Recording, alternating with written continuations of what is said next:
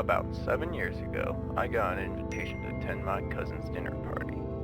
I've never seen my cousin before and only spoke to him on the phone. I was surprised that his family unexpectedly invited me after all these years.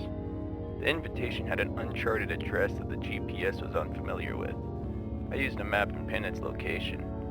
As I'm driving, I tend to notice how far I ventured off from civilization. Trees after trees, farms after farms. Where am I going?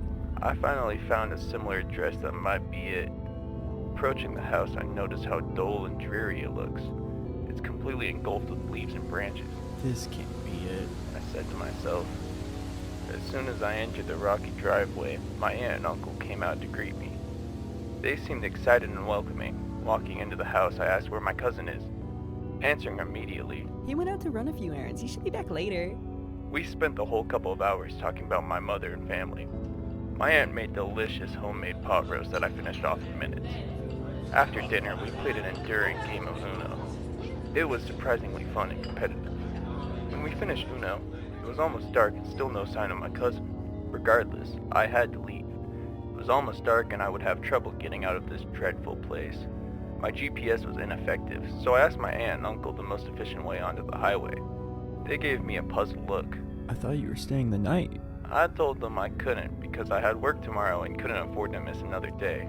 It's much better if you leave tomorrow morning. Trust me, you'll get lost. I shrugged it off and told them not to worry. I'm an adept navigator. I could get out of the Sahara Desert.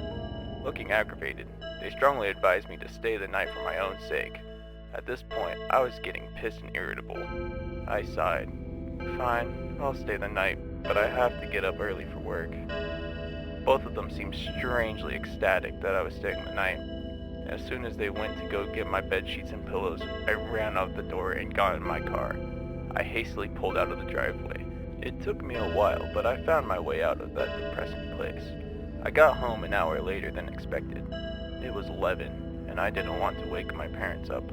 Climbing my fence and entering the back door, I noticed the kitchen lights were on. As soon as I took my first step in the door, I see my mom sitting there looking impatient. Where were you? She said, I was at Aunt Deborah's. I told you this.